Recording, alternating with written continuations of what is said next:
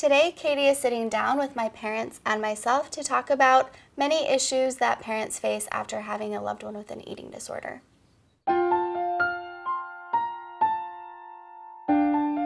Yeah, so like what the body series, the emotions that it's brought up, and how, we kind of talked about how like I got pregnant and then it was just like I was better, and we didn't really like take those in between steps. But that is almost exactly the way.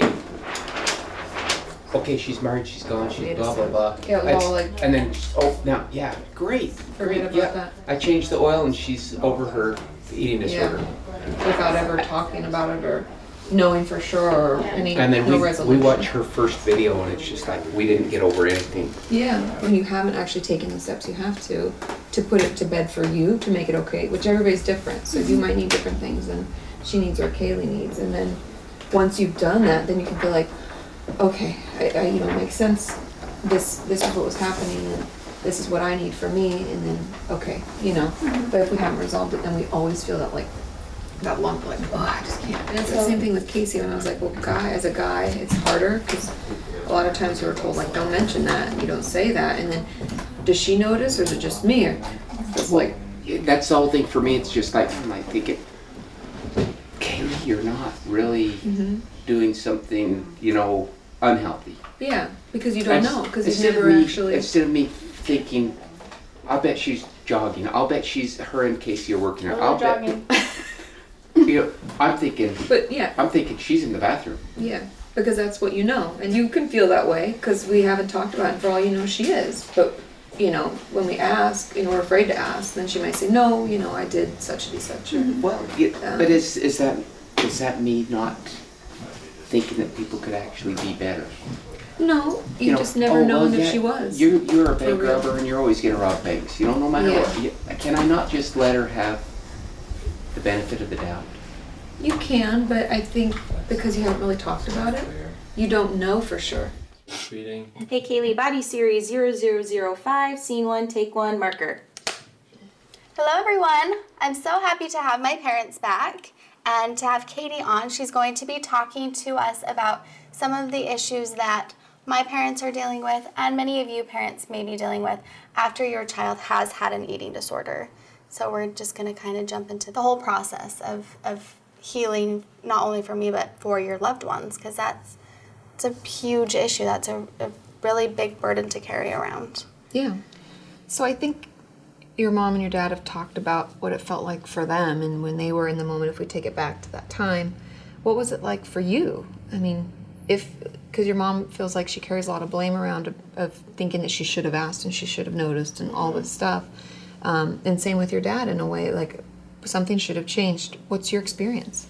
Well, I'm trying to think back to that time. It feels like it was so long ago, but all I remember from that time is you tried to be there as much as I would allow you to be there.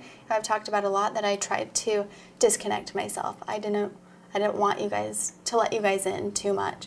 But also I did open up to you, right after you were like, okay, there is a problem, and we sat down, and at that time I was like, I want to get help. It became overwhelming to me. It had been going on for a few months, and I was exhausted. It's exhausting. Yeah. And mentally I needed someone to talk to. I didn't trust anyone, and that's a huge burden, not only for your family to carry, but for you to carry it on yourself. Yeah. And so when we first sat down and talked about it, I told you everything, and then I was so mad at myself for doing that. Because, the next step after telling is going to therapy. But to me, I told them, and it made me feel better, and then I was ready to keep continuing on with these same habits. Mm-hmm. I was able to vent and get it all out, have someone to talk to, and then I wanted to go right back to that place. I wanted you guys to stay out here, and I wanted to be right here. And so then we started therapy, and actually, the first therapist that I went to kept trying to tell me that it was my mom's fault. Kept hinting around like, oh, what's your relationship like with your mom? Kept asking me all of these questions, and I'm like, it's not my mom's fault. I was really taken back by that. Mm-hmm. I remember just thinking, I'm not talking to you if you're going to blame it on my mom. She actually came home and said, I don't want to go to her anymore. Yeah. Because of that. That thought never entered my mind that it would have had anything to do with them. And, you know, I feel like that is why communication is so important, because as a parent, and I'm a parent now, so I know how much guilt we put on ourselves. You know, I go to bed every night thinking, what did I do wrong? Should I have done this today? Should I have done that today? You know, so I know that guilt that you put on yourselves as a parent, and I think if that communication would have been open a little bit more to really talk about your feelings, that would have helped so much. Because for them to say, is there something that I should have done or that I could have done to help? Because like you said, I was just coping. I was just in my own little place, and it wasn't anything that you guys did. And we do get comments, you know, reading through the comments. What could your parents have done? Could your parents have helped you with self-esteem? What are you going to do for your kids? And I don't know the answer to that. You know, I don't know what they could have done differently, because I feel like I had a great childhood and they taught me to be confident. I just was lacking that. Yeah, and it was something that you were trying to figure out. Right. And honestly, those comments are probably from parents feeling guilty. Mm-hmm. What can I do different? Yeah. What should I have done? And they're asking themselves that question, so they're putting it out there thinking maybe you'll have the answer. And it's back to the communication, and it's hard, and it's uncomfortable, and it makes us sad, and it makes us upset. It's very difficult, and especially if time has lapsed, because I always call it like we kind of staple things together, like it's just overwhelming. Right. And the more we talk about it, even as a whole family, because it's not just you three in the family at the time, you know, and you have siblings that you're worried about. And I think the more we talk about it and the more we're honest about our experience, the more we can make it okay and we can heal. Yeah. And it takes time, and it's almost, it can be up and down. You know, some days it'll feel like, okay, we've really talked about it and I feel better. And then other days we'll think, oh, I can't take it, and you want to cry or you'll be frustrated, or, you know, we have to be patient with it. Right. And it's hard. I think knowing, because I feel like we always had a good communication, but maybe knowing certain questions to ask or certain things to talk about. And I think probably that's where a good therapist comes in, because we didn't talk about the feelings, you know. We never went to therapy together. Right, we never went to therapy together. And actually, the first time we really sat down and talked about it was when we did our video about a year ago. Wow. It was the first time the three of us sat down Yeah. and talked about it. And so I feel like, you know, a lot. we went 8 years not Yeah. talking about anything. And then we talked about it, but I feel so much better. I watched that video and I just look at myself now, and I feel better because I feel like we were able to communicate. It doesn't make it any easier, but I feel better about it. I think of all of us from last year, and that communication is so important. And I feel like that communication in the middle when you're healing is a better time to communicate, because when you're suffering, it's really hard to communicate with someone who is struggling And it because is they really don't hard. want to. Yeah. But this time is a good time to heal. Yeah, and I think in the thick of it, because a lot of people are in the thick of it, and parents might notice, but they don't know what to do. And I think the most important thing as a parent that we can do in that moment is just to check in with our child and to say, you know, I'm here if you need me. I know things are hard. We don't have to dig in. We don't have to keep prying, because they'll kick us out. I mean, as teenagers, we're so defensive, and I always call it like the diva time. We're so dramatic, and everything's a big deal. And I mean, we all watched it. We've all been in it ourselves, and we're so emotionally charged that just to let our child know in that phase, you know, I'm here. If you have questions, if you're worried, you know that I'm around. I think as a parent too, when you're going through that with one child, not to forget about the other kids, because I kind of did that. I kind of was so wrapped up in that Kayli's younger sisters, I kind of forgot about a little bit, which caused some other problems too.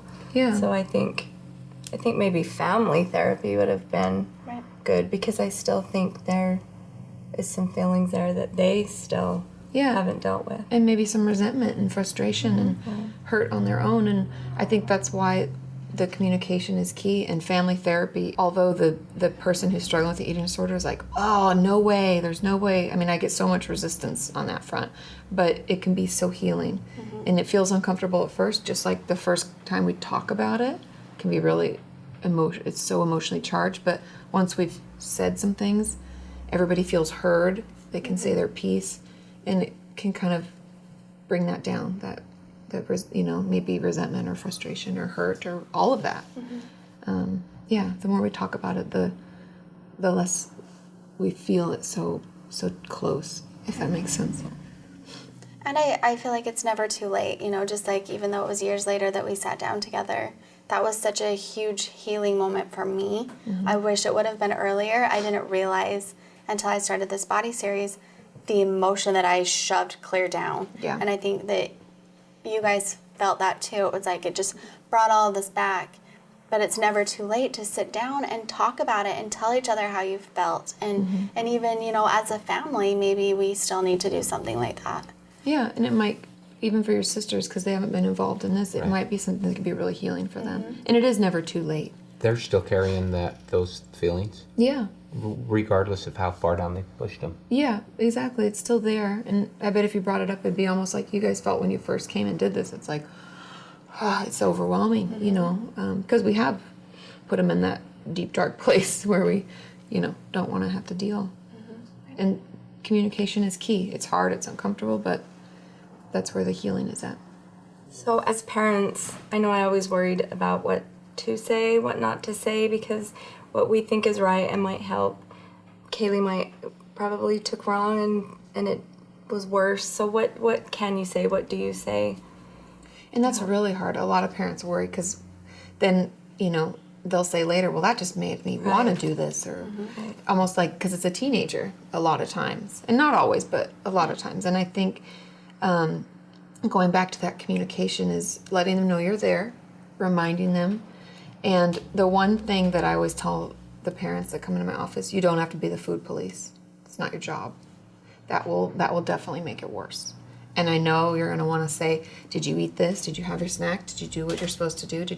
And you're watching to make sure they don't go to the bathroom, and we're watching because we're on high alert. Yeah, we did. And that's the one thing we can't do. And I know that's hard and it feels terrible, but we let them know we're there. And then after food is not in the picture, that's one of the key things. We can only communicate with them when food's not around, because their anxiety is like, you can't even imagine what's going on. I mean, imagine trying to do something when this voice is like, oh my gosh, can you believe you ate that? You're so fat, you're so late. It's like this chatter. So we need that to get quiet, so then we can come in and say, you know, how was today? Did that go okay? Is there anything I can do? And I know it's like, you're kidding me. That's all I can say. You just want to, you know, it's like insert hand into mouth. Well, it sounds like we did just about everything wrong. And you still got better. So, yeah. Because, I mean, it really is your natural, as a parent, it's your natural, did you clean your room? Did you do this? Yep. Did you eat? Are you, did you, I mean, how... We have to harp on them. That's how things get done. Well, but that is kind with of everything else. Kind of exactly. I mean, it goes hand in hand, and yeah, we were messing some stuff up there, wasn't we? That's not true. And it's not to place blame. No, I mean, don't. It's just I don't know. What do you think about that? I mean, because you could say, if, you know, I could be giving terrible advice. Well, I don't think so. At the same time, I just think, like, what would I have been doing if they wouldn't have stopped me? Yeah. You know, so that's the only thing, but then there was so much sneaking, which then became another obsession of mine, was to sneak around. But I don't know, that is really hard. And it is hard. And every family's different because the relationships are different, but the main core message is I'm here and checking in, and not at the table when you're eating food. I mean, those are the things I always tell parents at the beginning. Obviously, if we see that their health is declining, we have to step in, and that's not going to feel good. And we've, you know, I've done umpteen interventions, and I have to go over to their house because we're taking her in today, and there's no discussing it. But when we're trying to just find out what's going on and make sure that they're okay, we just check in. We try to get them support if we can. Would you go to a therapist? You can ask those questions. It's just the food police. Don't be the food police. I also remember one time, I feel like you go up and down with wanting help, because I remember one time when we went camping, I was really trying, you know, I binge. That's my comfort. I'm a binge eater. And I was wanting to get on track and learn how to change those habits. And we were camping, and I said, Mom, will you make sure to only let me eat this much? Because I was really, really trying. And even as embarrassing as it was to say, you've had enough to eat, don't eat anymore. I needed her to do that. And that was hard, I remember. Do you remember that? And there were people around, and they all knew that I was struggling, and for my mom to have to say, you can't have any more, was embarrassing for her, but so helpful for me. Yeah. But then that changed, and I didn't want her to do that I think anymore. you got mad at me.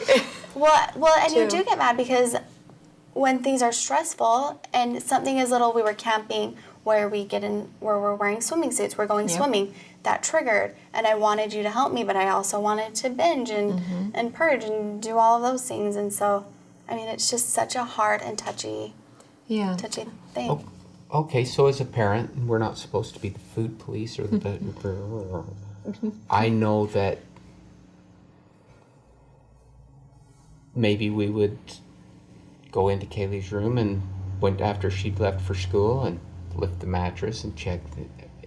Are we as much of a problem? No, you're not as much of a problem.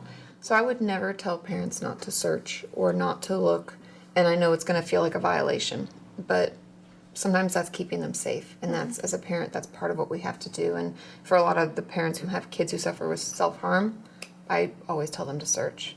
And I know my followers can be like, but it's part of our protection, and that's okay. I mean, the only thing I ever say is just we're just not the food police. We do the best we can. We let them know we're there, and the sooner we can get them into therapy, the better. Because, like we talked about, communication is key. Right. Well, that was really great. Thank you so much, Katie, for helping us. I feel like that has helped us, and I really hope that it helped any of you out there who had the same questions. If you have any other questions, please leave them down in the comments below. I know we all will be reading them and thinking of all of you. So thank you so much for watching, and we'll see you next time. Bye-bye.